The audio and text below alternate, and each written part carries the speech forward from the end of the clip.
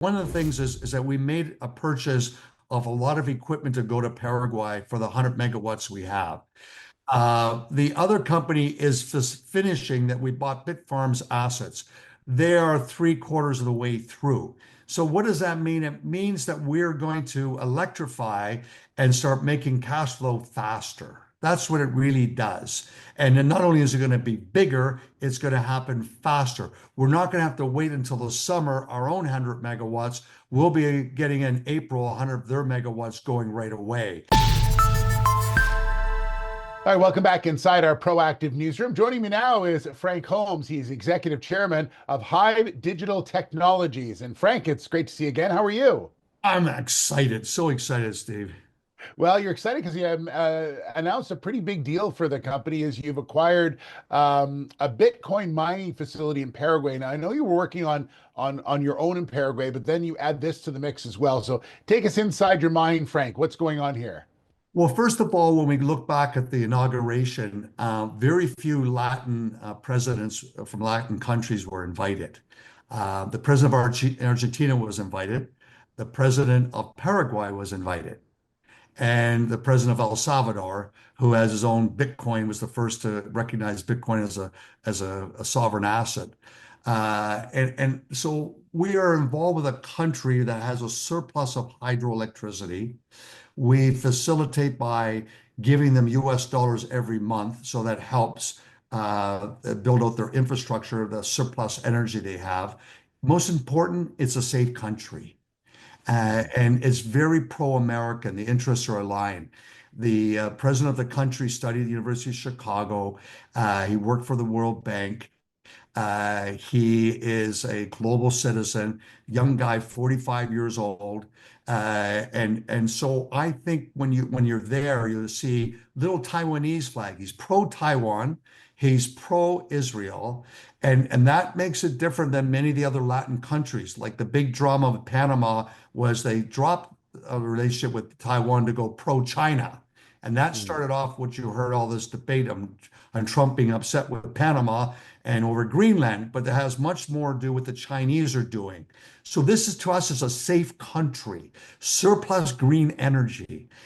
We help the country.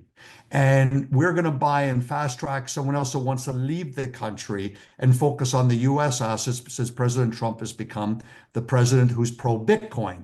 So geopolitics is coming to play a big role in that decision making because it's big capital. We were there and we said, well, we're going to go with 100 megawatts. We're not going to go to 300 megawatts. And we probably could be at a half of 500 megawatts. I mean, it's a big number now. But what does this do for us, for Hive? It takes us from doing about 6 million in revenue per employee up to 30. It takes us from doing 120 million in revenue as a company up to 500 million in 9 months, the time to have a baby. And we'll have basically a big baby we'll be coming out with. And so we're very, very excited about this position. And when we look at our peers, well, they traded 5 times future growth. And this deal we're trading at 1 times with all this capital markets drama on Monday. It's noise. So we feel we've got lots of Bitcoin on our balance sheet. We have positive cash flow from our operations. This is a transformative deal for Hive, and so we think it's deeply undervalued.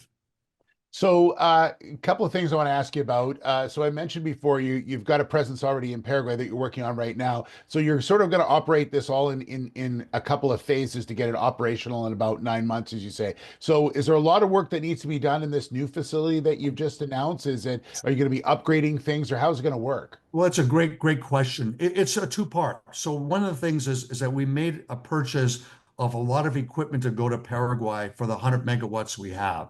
Right. The other company is finishing that we bought Bitfarms assets. They are three-quarters of the way through.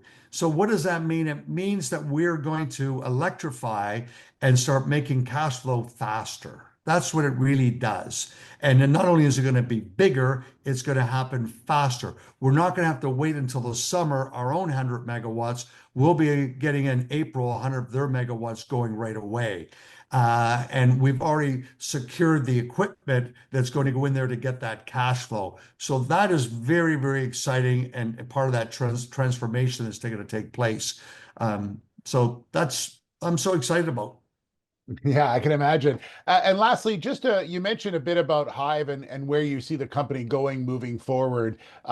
This puts you in sort of another couple of tiers up the ladder of companies that do what you do around the world. Is that fair to say, Frank? Absolutely. We'll be 3% of the global network.